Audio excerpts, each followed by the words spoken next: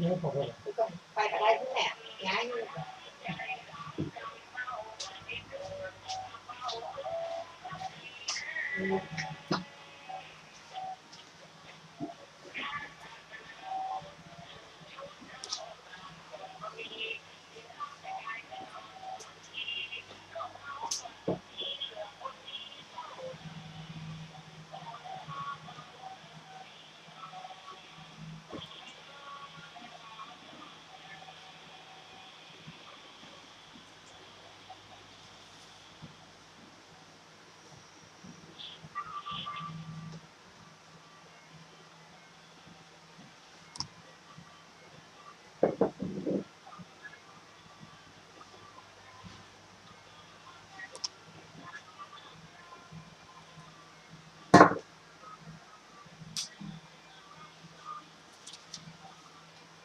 เนี่ยมันเปิดไฟมันอย่างนั้น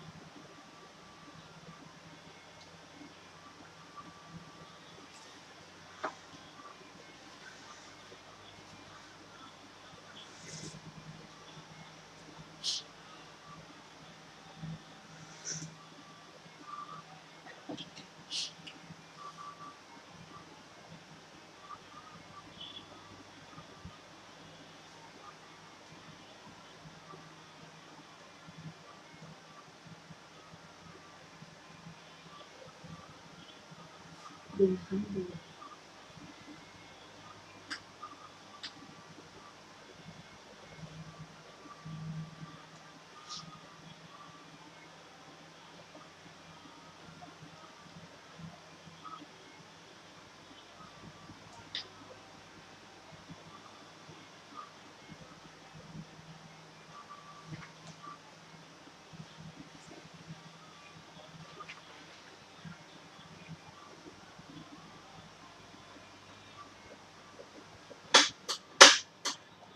อย่างอ่ะ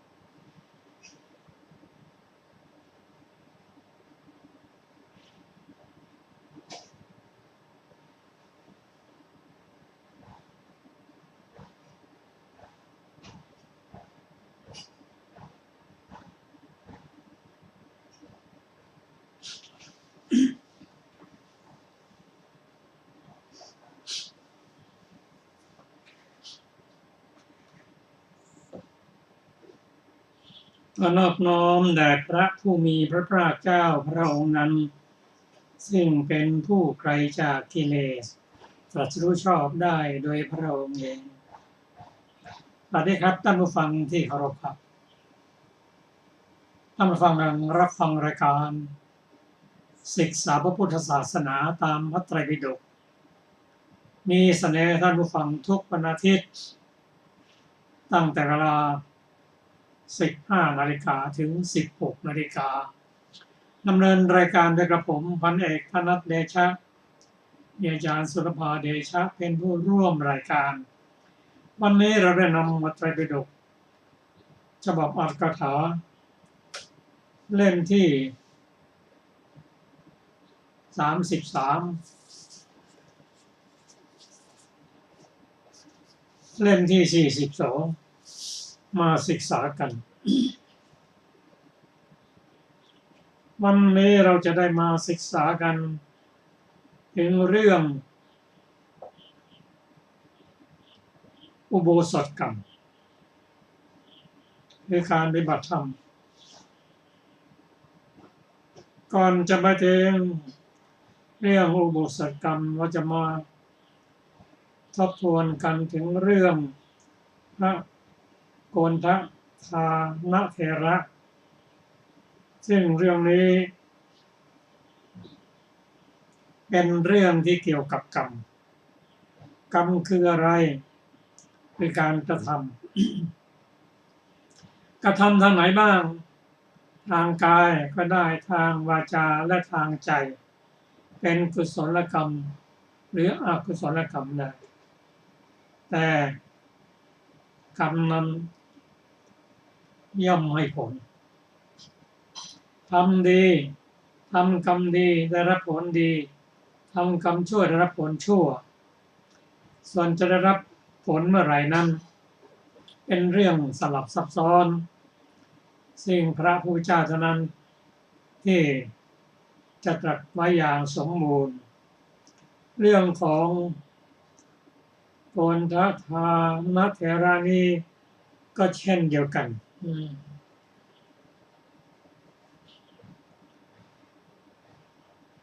ในสมัยของพระพุทธเจ้าทรงพระนามว่ากัสสปะ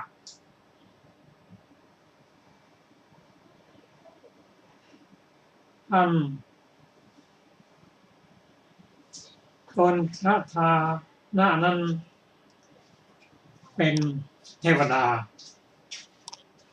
อยู่ในสวรรค์ชั้นดาวดึงส์ก็เป็นผู้ที่ได้ทำกรรมดีในสมัยมนุษย์ได้รับผลของกรรมได้เกิดในสวรรค์ชั้นดาวดึงส์แต่ท่านยังเป็นปุถุชนเป็นเทวดาปุถุชนย่อมเสี่ยงต่ออบายตราบใดที่ยังไม่ได้เป็นพระโสดาบันก็ยังเสี่ยงต่ออบายอย่างนี้ ท่านเป็นเทวดาสามารถที่จะแปลงกายเนรมิตอะไรก็ได้ท่านสังเกตเห็นว่าภิกษุ2 รูป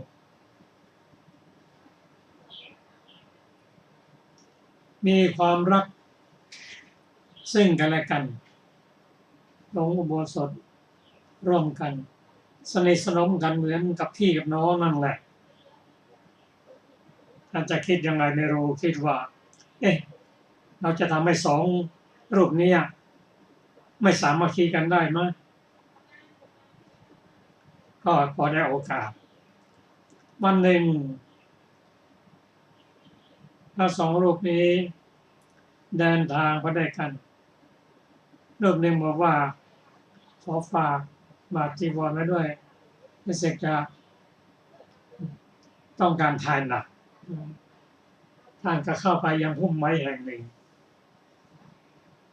พอออกมาเท่านั้นเทวดานั่นก็แปลงรูปของหญิงจัดการมวยผมแล้วก็จัดนุ่งผ้าห่มผ้านุ่งให้เรียบร้อย พระรูปที่คอยอยู่เห็นหญิงนั้น กำลังจัดมวยผม แต่งกายอยู่คิดแล้วว่าโอ้เพื่อนของเรานี้สหคำนิกนี้ ให้การสนิทสนมกันเป็นเวลานานลงบทลงกันบัดนี้เพิ่งรู้ว่าเธอทุศีลเลิกกันตั้งแต่วันนี้ พอพระเทระนั้นออกมาจากพุ่มไม้เทวดาแล้วอัตถามหายไปก็ถามว่า ท่านทุศีลแล้วเพราะอะไร ก็เห็นท่านเห็นผู้หญิง ออกมาพร้อมกับท่านจัดผ้าห่มจัดผ้าทำผม แต่งผมท่านคงมีอะไรนะเรียนมาท่านอย่าพูดอย่างนั้นเลย ความผิดของผมเท่าเพียงเมล็ดงาก็ไม่มีไม่เชื่อได้ยังไงสองตาของผมเห็นอย่างนั้น ต่อไปนี้เลิกเป็นสหายของกันและกัน ไม่ลงโบสถ์ร่วมกันในพระสูตรนี้กล่าวว่า การลงอุโบสถนั้นในสมัยพระเจ้า ถ้ามีอายุยืนเป็น 70,000 ปี 20,000 ปีหรือ 40,000 ปีก็ตามลงโบสถ์นั่นก็จะห่างกันมาอาจจะปีละครั้ง6 เดือนละครั้งเช่นนี้เป็นต้นเมื่อภิกษุนี้แตกกันแล้ว ไม่ยอมคบกัน ไม่ยอมลงโบสถ์ด้วยกันกรรมที่เทวดาได้จัดแจงนั้นให้ผลเป็นที่พอใจของเขาแล้วเมื่อเห็นภิกษุสองรูปนี้ไม่รักกันไม่สามัคคีกันไม่ลงโบสถ์ร่วมกันท่านก็เกิดความคิดว่าเราทำกรรมหนักแล้วกรรมนั้นโดยปกติแล้วจะให้ผลในชาตินี้ชาติหน้าและชาติต่อไป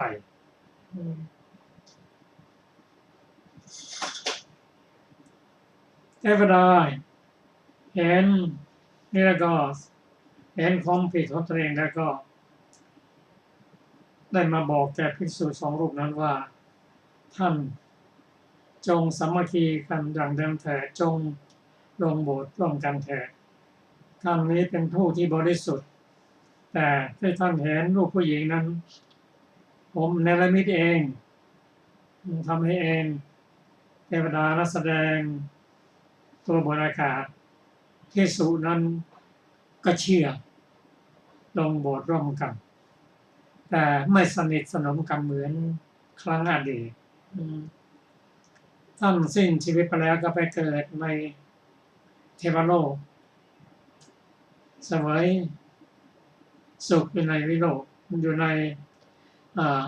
เทวโลกส่วนภิกษุนั้นก็ตกนรกตายไปแล้วก็ตกนรกเสวยทุกข์อยู่1 พุทธันดรมาถึงสมัยพุทธเจ้าของเรานั้นเกิดในตระกูล1ในกรุงสาวัตถีเมื่อได้อายุสมควรแล้วก็ออกบวชพอออกบวชเท่านั้นเองผลของกรรมนั้นก็ตามมาให้ผลท่านจะไปไหนก็ตามมีสตรีตามหลังแต่ท่านไม่รู้หรอกท่านไม่เห็นแต่ชาวบ้านเห็นไปบิณฑบาตชาวบ้านเห็นก็เลยบอกว่าท่านเจ้าค่ะ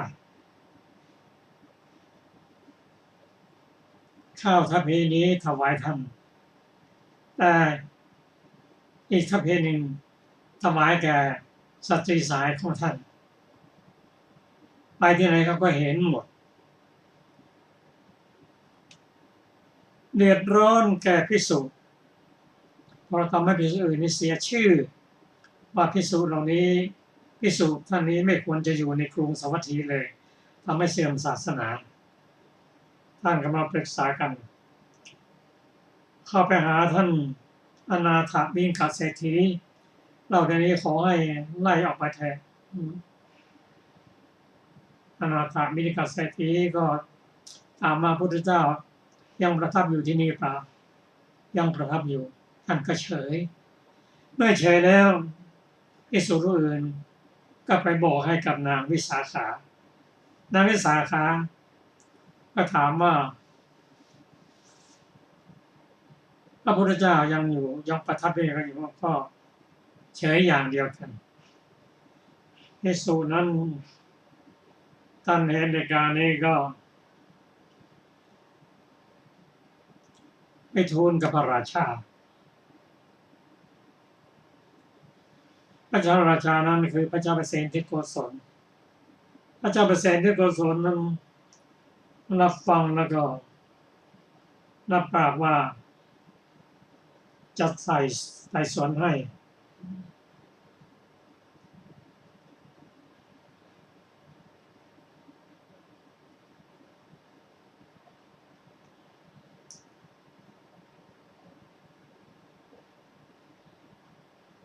ก็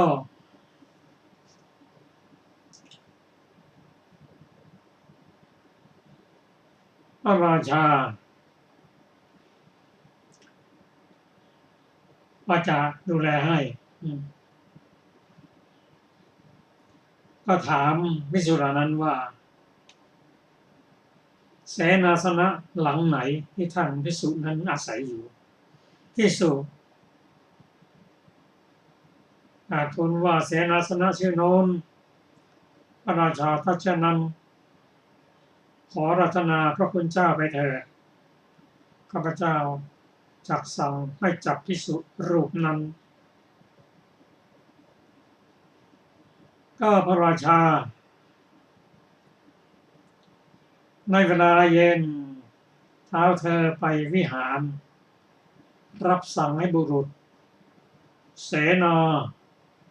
ล้อมเสนาสนะนั้นเพื่อไม่ให้หญิงนั้นหนีไปไหนได้เสด็จทินพระพักตร์ตรงที่อยู่ของพระเถระพระเถระได้ยินเสียงเอะอะจึงออกมาจากวิหารยืนอยู่ที่หน้ามุกพระราชาทอดพระเนตรเห็นรูปสตรีนั้นยืนอยู่ข้างหลังของพระเถระนั้นพระเถระทราบว่าพระราชาเสด็จมาจึงขึ้นไปยังวิหารนั่งอยู่พระราชาเมื่อไปถึงแล้วไม่ไหว้พระเถระไม่ได้ทอดพระเนตรเห็นแม้สตรีนั้นเท้าเธอทรงตรวจดูที่ซอกประตูบ้างใต้เตียงบ้าง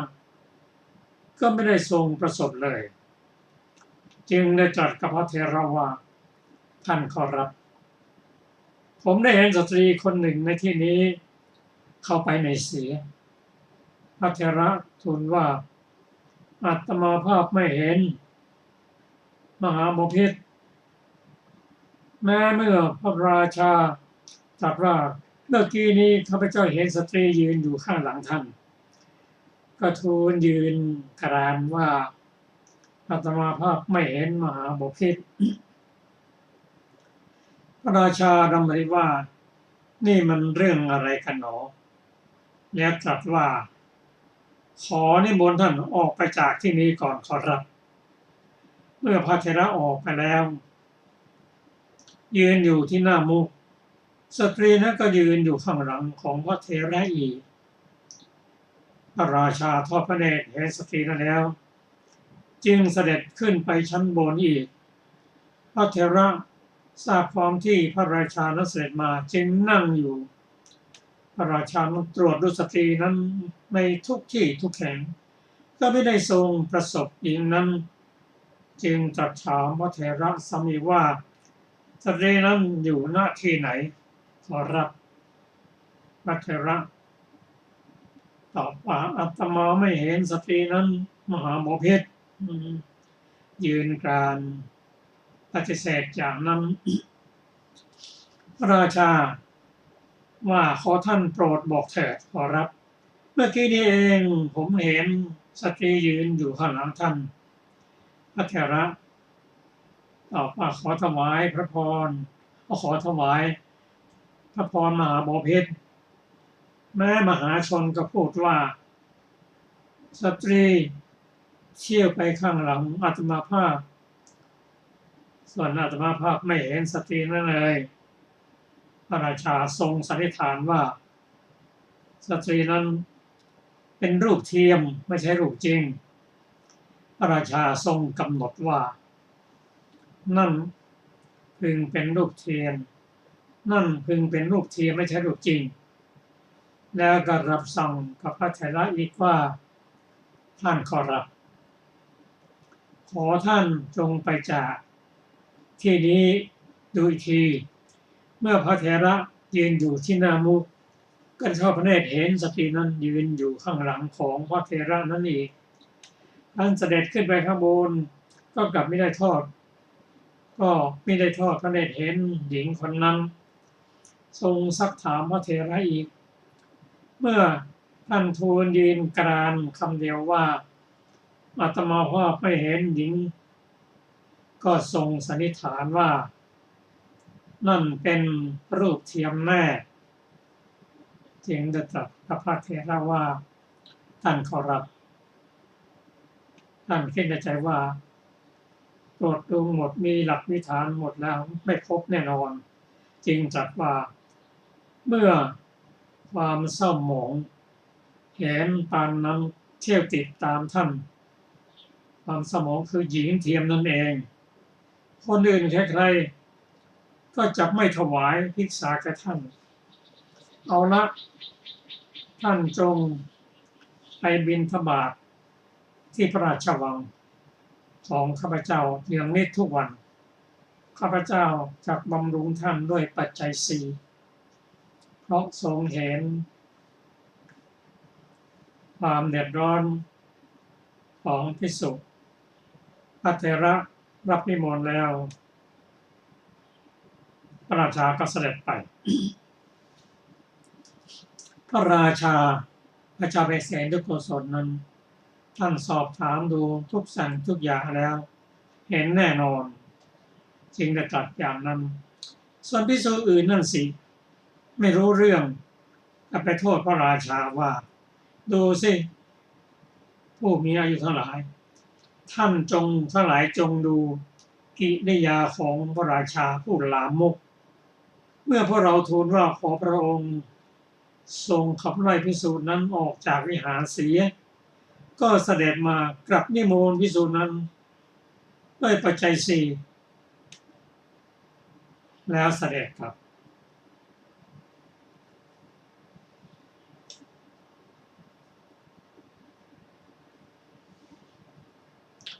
ก็ภิกษุทั้งหลายเมื่อพบพระเถระนั้นก็กล่าวว่าเฮ้ยคนทุศีลบัดนี้พระราชาก็กลายเป็นคนชั่วซะแล้วแม้พระเถระนั้นในการก่อนไม่อาจจะกล่าวอะไรกับภิกษุทั้งหลายได้บัดนี้กล่าวตอบทันทีว่าก็พวกท่านก็เป็นคนทุศีลเหมือนกันพวกท่านเป็นคนชั่วพวกท่านพาหญิงเที่ยวไปต่างคนต่างว่ากันเมื่อเรื่องเช่นนั้นเกิดขึ้นมีการโต้ตอบกันไปภิกษุเหล่านั้นไปกราบทูลพระศาสดาว่าข้าแต่พระองค์ผู้เจริญพระโกณฑนานะโกณฑานะอันข้าพระองค์ทั้งหลายว่ากล่าวแล้วกับดาต่างๆเป็นต้นว่าพวกท่านเป็นผู้ทุศีลพระพุทธเจ้า ทรงเรียกทั้งสองฝ่ายมาไต่สวนพระพุทธเจ้าทรงทราบเรียกโกณฑนะนั่นมาแล้วก็ตรัสถามว่าภิกษุข่าวว่าเธอด่าภิกษุนั้นจริงหรือพระเถระกราบทูลว่าจริงเจ้าค่ะพระศาสดาเพราะเหตุไรเธอจึงกล่าวอย่างนั้นพระเถระกราบทูลว่าเพราะที่ภิกษุนั้นกล่าวกับข้าพระองค์พระศาสดาก็ว่าตรัสว่าภิกษุทั้งหลายเพราะเหตุไรแม้พวกท่านจึงกล่าวแก่ภิกษุอย่างนั้นภิกษุกราบทูลว่าข้าพระองค์ข้าแต่พระองค์ผู้เจริญพวกข้าพระองค์เห็นหญิงเที่ยวไปกับข้างหลังภิกษุนี้จึงกล่าวอย่างนั้นพระศาสดาก็ว่าภิกษุเวลานี้หญิงเที่ยวไปกับเธอจึงกล่าวขึ้นอย่างนั้นส่วนถ้าเธอไม่ได้เห็นเหตุใดจึงกล่าวกับภิกษุโต้ตอบกันไปมาเหตุเกิดขึ้นเพราะอาศัยทิฏฐิลามกของเธอในการก่อนไม่ใช่หรือเหตุใดในบัดนี้เธอจึงถือทิฏฐิลามกนั้นอีกเล่าภิกษุทูลถามว่าข้าแต่พระองค์ผู้เจริญภิกษุนี้ได้ทำกรรมอะไรไว้ในปางก่อนพระองค์ตรัสเล่าให้ฟังถึงบุพกรรมนั้นเราจะเห็นว่ากรรมทำไว้ในสมัยพระพุทธเจ้าทรงพระนามกัสสปะมาให้ผลในสมัยพุทธเจ้าของเราก็ภิกษุนี้มีชาตินี้เป็นชาติสุดท้ายแล้วผลของกรรมจึงตามสนองมา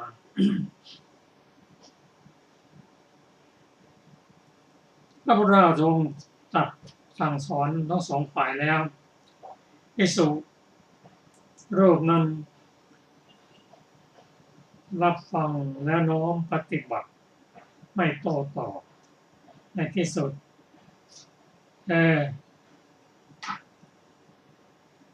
ได้ตั้งอกวาจาแล้วในที่สุดก็เป็นวัตธรรมบรรลุพระนิพพานหลังจากบรรลุนิพพานแล้วรูปของหญิงนั้นก็หายไป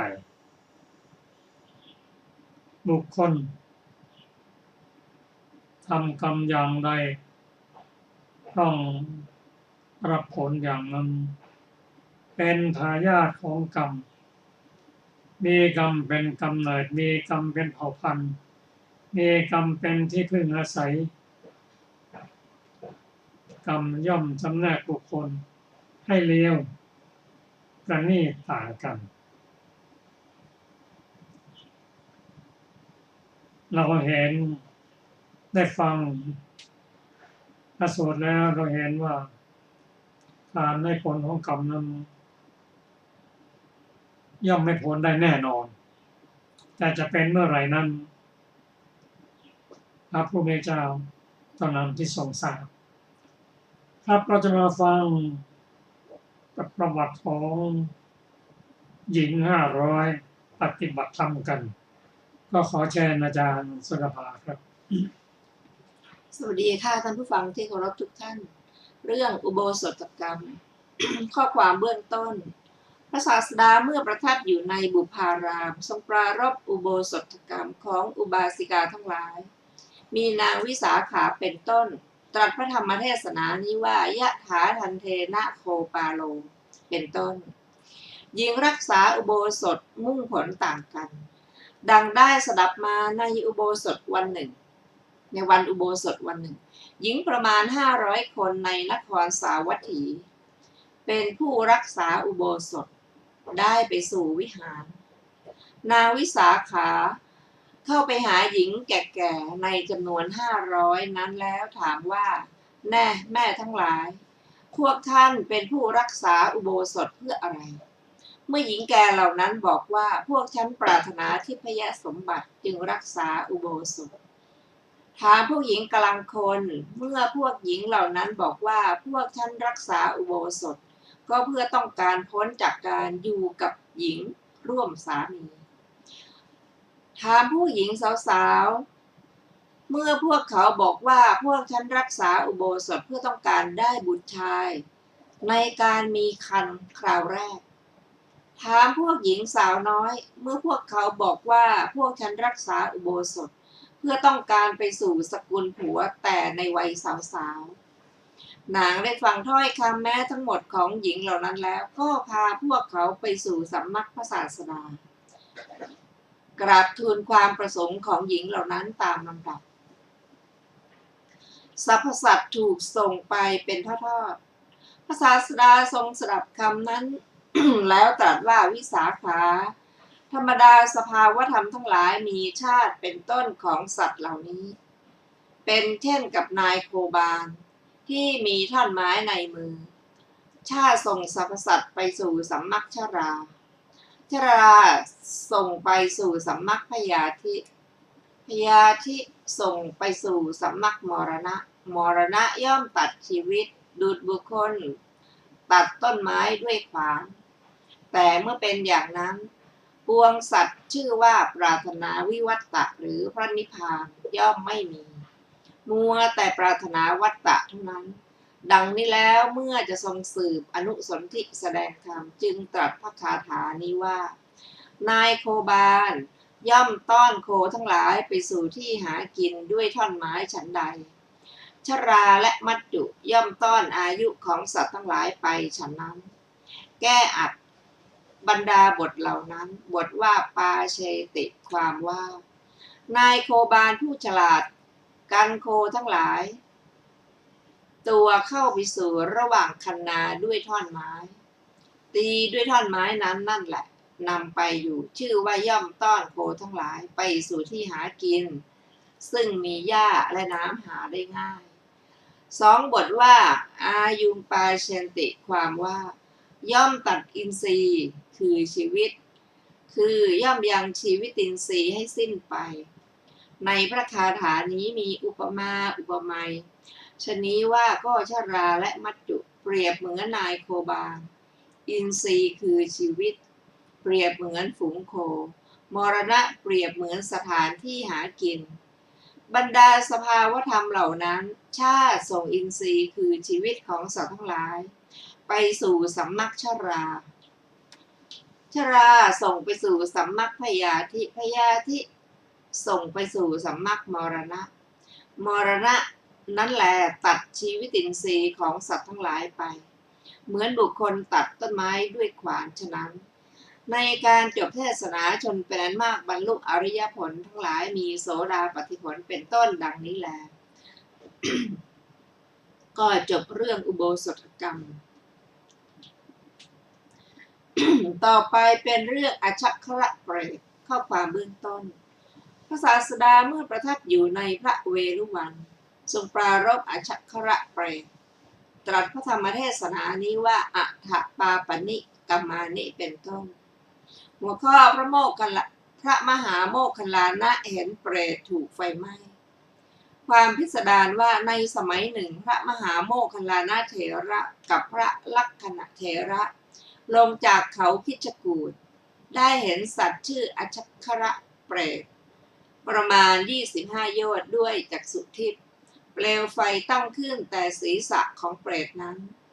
ลามถึงหางตั้งขึ้นแต่หางลามถึงศีรษะตั้งขึ้นแต่ข้างทั้งสองไปรวมอยู่ที่กลางตัวหัวข้อเล่าการเห็นเปรตให้พระเถระฟังพระเถระครั้นเห็นเปรตนั้นแล้วจึงยิ้มอันพระลักขณเถระถามเหตุแห่งการยิ้มแล้วก็ตอบว่าผู้มีอายุการนี้ไม่ใช่การพยากรณ์ปัญหานี้ท่านค่อยถามผมในสำนักพระศาสดาเถิดเที่ยวบิณฑบาตในกรุงราชคฤห์ในการไปยังสำนักพระศาสดาพระลักขณเถระถามแล้วจึงตอบว่าผู้มีอายุผมได้เห็นเปรตตนหนึ่งในที่นั้นอัตภาพของมันชื่อว่ามีรูปอย่างนี้ ผมครั้นเห็นมันแล้วได้ทำการยิ้มให้ปรากฏก็ด้วยความคิดว่าอัตภาพเห็นปานนี้เราไม่เคยเห็นเลยหัวข้อพระศาสดาก็เคยทรงเห็นเปรตนั้นพระศาสดาเมื่อจะตรัสคำเป็นต้นว่าภิกษุทั้งหลายสาวกของเราเป็นผู้มีจักษุอยู่หนอทรงรับรองถ้อยคำของพระเถระแล้วจึงตรัสว่าภิกษุทั้งหลายเปรตนั้นแม้เราก็ได้เห็นแล้วที่โพธิมันทสถานเหมือนกันแต่เราไม่พูดเพราะคิดเห็นว่าก็แลชนเหล่าใดไม่พึงเชื่อคำของเราความไม่เชื่อนั้นของคนเหล่านั้นพึงเป็นไปเพื่อหาประโยชน์เพื่อกูลมิได้บัดนี้เราได้โมคคัลลานะเป็นพยานแล้วจึงพูดได้อันภิกษุทั้งหลายทูลถามบุรพกรรมของเปรตนั้นแล้วจึงทรงพยากรณ์ดังต่อไปนี้หัวข้อบุรพกรรมของอัชคระเปรตดังได้ยินมาในการแห่งพระพุทธเจ้าทรงพระนามว่ากัสสปะเศรษฐีชื่อว่าสุมงคลปูพื้นที่ด้วยแผ่นอิฐทองคำให้สร้างวิหารในที่ประมาณ20 อุสภะด้วยทรัพย์ประมาณเท่านั้นแล้วก็ให้ทำการฉลองด้วยทรัพย์ประมาณเท่านั้นเหมือนกันวันหนึ่งท่านเศรษฐีไปสู่สำนักพระศาสดาแต่เช้าตรู่เห็นโจรคนหนึ่งนอนเอาผ้ากาสาวะคลุมร่างตลอดถึงศีรษะทั้งมีเท้าเปื้อนโคลนอยู่ในศาลาแห่งหนึ่งใกล้ประตูพระนครซึ่งกล่าวว่าเจ้าคนนี้มีเท้าเปื้อนโคลนคงจะเป็นมนุษย์ที่เที่ยวเตร่ในเวลากลางคืนแล้วมานอนหัวข้อกรรมชั่วให้ผลชั่วโจรเปิดหน้าเห็นเศรษฐีแล้วคิดในใจว่าเอาเถอะนะเราจักรู้กรรมที่ควรทำแก่มันดังนี้แล้วก็ผูกอาฆาตไว้ได้เผานาของเศรษฐี7 ครั้งตัดเท้าโคทั้งหลายในคอก7 ครั้งเผาเรือน7 ครั้งเขาไม่อาจให้ความแค้นเคืองดับได้แม้ด้วยทารุณกรรมมีประมาณเท่านั้นจึงทำการสนิทชิดเชื้อกับคนใช้ของเศรษฐีนั้นแล้วถามว่าอะไรเป็นที่รักของเศรษฐีของท่านได้ฟังว่าวัตถุเป็นที่รักยิ่งของเศรษฐีอื่นจากพระคันธกุฎีย่อมไม่มีคิดว่าเอาละเราจะเผาพระคันธกุฎียังความแค้นเคืองให้ดับเมื่อพระศาสดาเสด็จเข้าไปบิณฑบาตจึงทุบหม้อน้ำสำหรับดื่มและสำหรับใช้ได้จุดไฟที่พระคันธกุฎีแล้วเศรษฐีได้ทราบว่าข่าวว่าพระคันธกุฎีถูกไฟไหม้เดินมาอยู่ในเวลาพระคันธกุฎีถูกไฟไหม้แล้วจึงมาถึงแลดูพระคันธกุฎีที่ไฟไหม้ก็มิได้ทำความเสียใจแม้สักเท่าปลายขนทรายคู่แขนข้างซ้ายเข้ามาโปรบด้วยมือข้างขวาอย่างขนานใหญ่ขณะนั้นประชาชนยืนอยู่ณที่ใกล้ถามท่านเศรษฐีว่านายขอรับเพราะเหตุไรท่านจึงปรบมือในเวลาที่พระคันธกุฎีซึ่งท่านสละทรัพย์ประมาณเท่านี้สร้างไว้ถูกไฟไหม้เล่าเศรษฐีตอบว่าพ่อแม่ทั้งหลายข้าพเจ้าทำกรรมประมาณเท่านี้ชื่อว่าได้ฝังทรัพย์ไว้ในพระศาสนาที่ไม่สาธารณะแก่อันตรายมีไฟเป็นต้นข้าพเจ้าจึงมีใจยินดีปรบมือด้วยคิดว่าเราจะได้สละทรัพย์ประมาณเท่านี้สร้างพระคันธกุฎีถวายพระศาสดาแม้อีกท่านเศรษฐีสละทรัพย์ประมาณเท่านั้นสร้างพระคันธกุฎีอีกได้ถวายแด่พระศาสดาซึ่งมีภิกษุ20,000 รูปเป็นบริวารโจรเห็นกิริยานั้นแล้วคิดว่าเราไม่ฆ่าเศรษฐีนี้เสียจักไม่อาจทำให้เก้อเขินได้เอาเถอะเราจะฆ่ามันเสียดังนี้แล้วจึงซ่อนกฤษไว้ในระหว่างผ้านุ่งแม้เดินเตร่อยู่ในวิหารสิ้น7 วันก็ไม่ได้โอกาสฝ่ายมหาเศรษฐีถวายทานแด่ภิกษุสงฆ์มีพระพุทธเจ้าเป็นประมุขเส้น7 วันถวายบังคมพระศาสดาแล้วกราบทูลว่าข้าแต่พระองค์ผู้เจริญบุรุษผู้หนึ่งเผานาของข้าพระองค์7 ครั้งตัดเท้าโคในคอก7 ครั้งเผาเรือน7 ครั้ง บัดนี้แม้พระคันธุดีก็จักเป็นเจ้าคนนั้นแหละเขา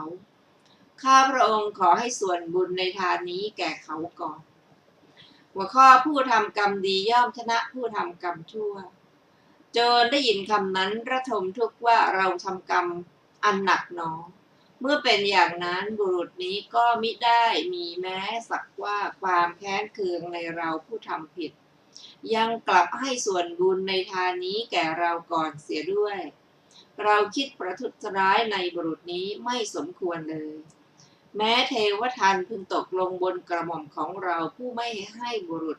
ผู้เห็นปานนี้อดโทษให้ดังนี้แล้วจึงไปหมอบลงที่ใกล้เท้าของเศรษฐีกล่าวว่านายขอรับขอท่านจงกรุณาอดโทษแก่ผมเถิดเมื่อเศรษฐีกล่าวว่าอะไรกันนี่จึงเรียนว่านายขอรับ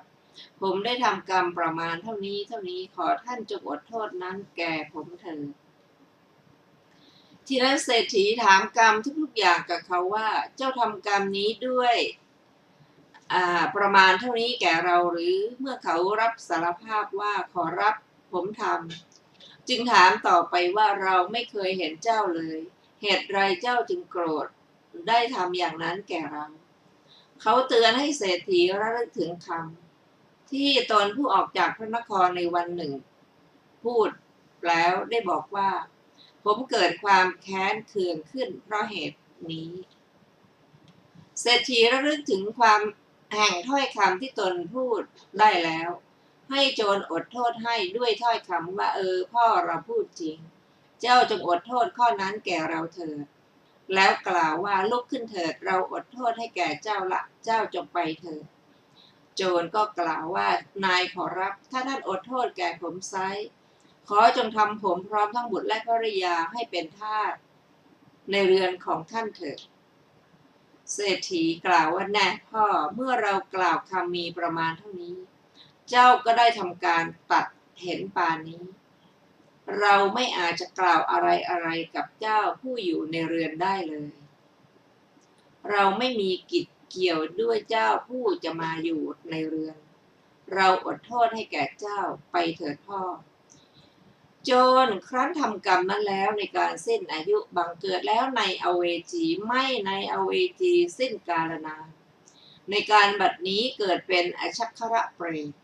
ถูกไฟไหม้อยู่ที่เขาคิชกูฏด้วยวิบากแห่งกรรมที่ยังเหลือพระศาสดาตรัสบุรพกรรมของเปรตนั้นอย่างนี้แล้วจึงตรัสว่าภิกษุทั้งหลายธรรมดาคนพาลทำกรรมอันลามกอยู่ย่อมไม่รู้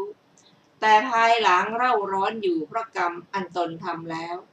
ย่อมเป็นเช่นกับไฟไหม้ป่าด้วยตนของตนเอง ดังนี้แล้วเมื่อจะทรงสืบอนุสนธิแสดงธรรมจึงได้ตรัสพระคาถานี้ว่าอันคนพาลทำกรรมทั้งหลายอันลามกอยู่ย่อมไม่รู้สึกบุคคลผู้มีปัญญาสามย่อมเดือดร้อนดุจถูกไฟไหม้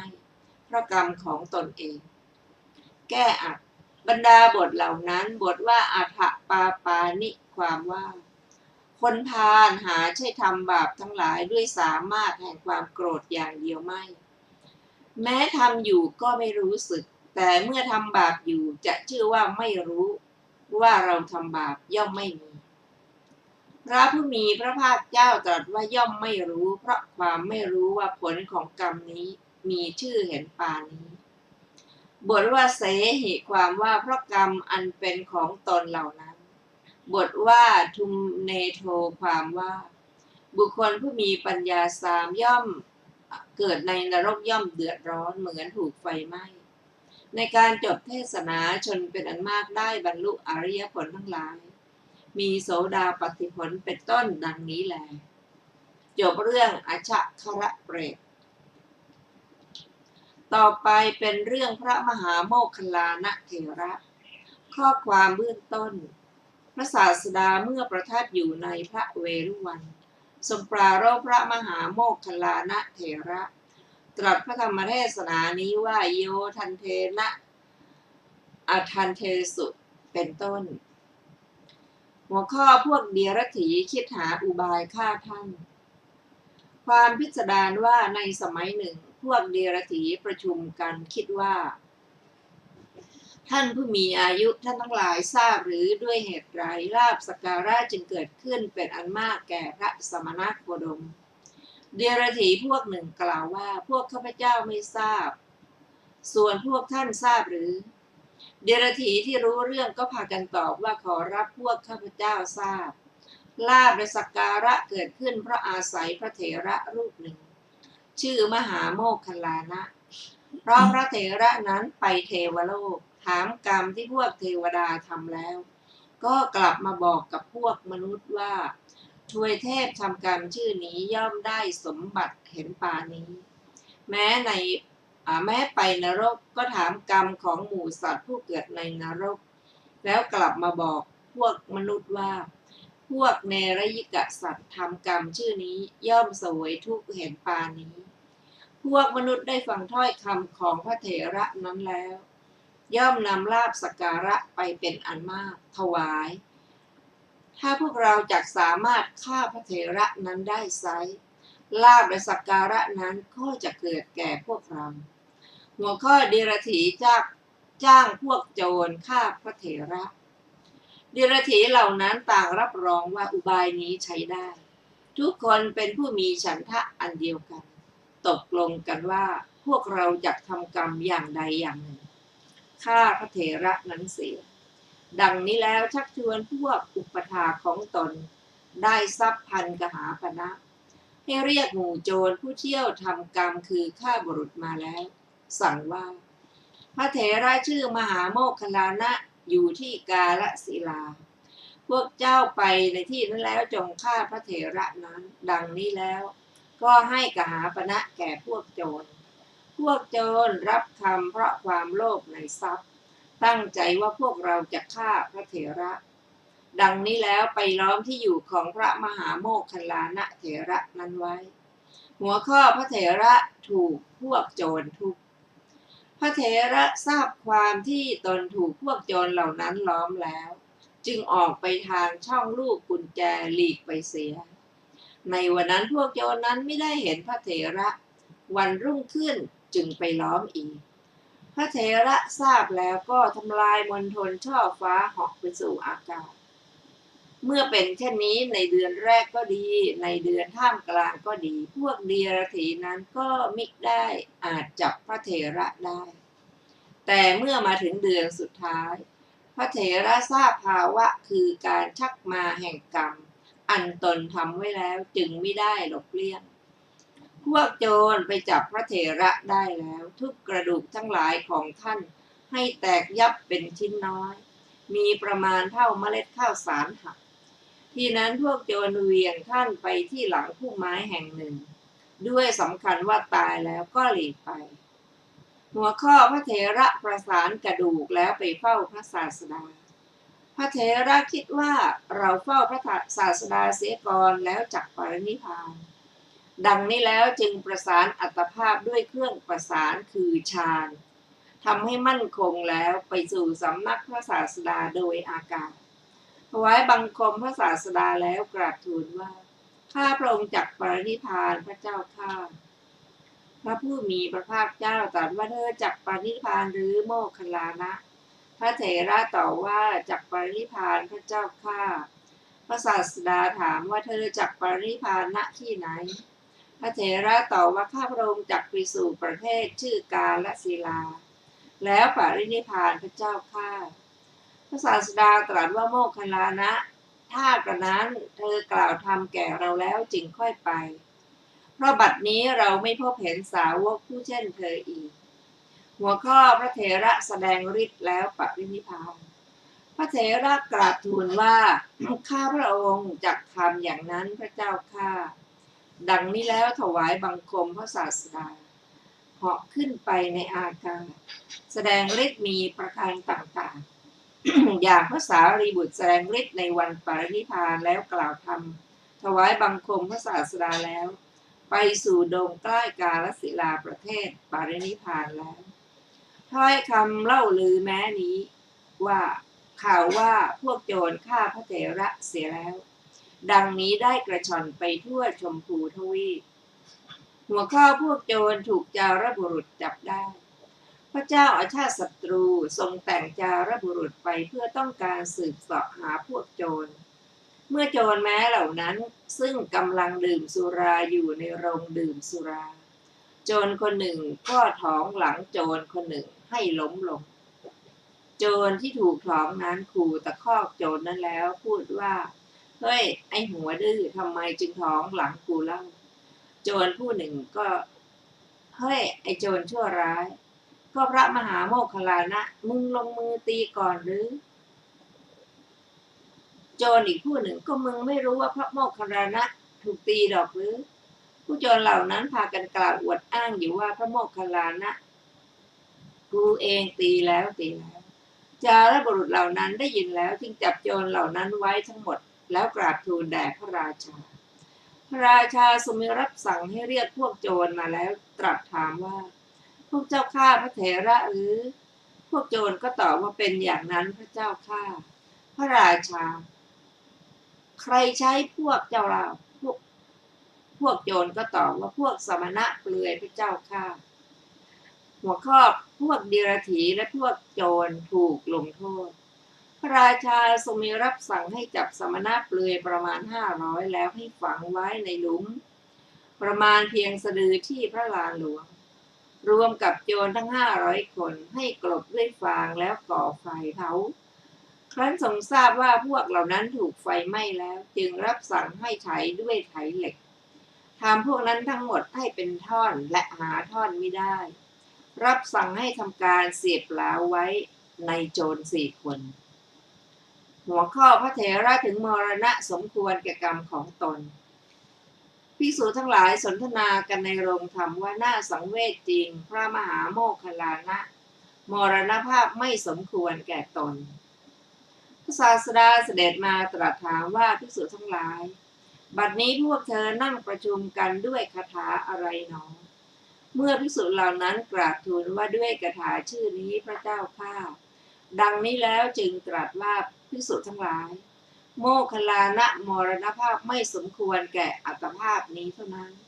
แต่เธอถึงมรณภาพสมควรแท้แก่กรรมที่เธอทำไว้ในการก่อนอันภิกษุทั้งหลายทูลถามว่าก็บุรพกรรมของท่านเป็นอย่างไรพระเจ้าข้าได้ตรัสอดีตนิทานอย่างพิสดารดังต่อไปนี้หัวข้อบุรพกรรมของพระมหาโมคคัลลานะดังได้สดับมาในอดีตการกุลบุตรผู้หนึ่งเป็นชาวเมืองพาราณสีทำกิจต่างๆมีตำข้าวและหุงต้มเป็นต้นเองทั้งนั้นปรนนิบัติมารดาบิดา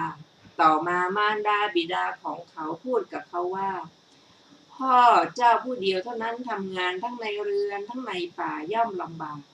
มารดาบิดาจักนำหญิงสาวคนหนึ่งมาให้เจ้าถูกเขาห้ามว่าคุณพ่อและคุณแม่ผมไม่ต้องการด้วยหญิงสาวแห่งปานนั้นผมจักบำรุงท่านทั้งสองด้วยมือของผมเองตราบเท่าท่านทั้งสองยังมีชีวิตอยู่ก็อ้อนวอนเขาแล้วเล่าแล้วนำหญิงสาวมาให้เขา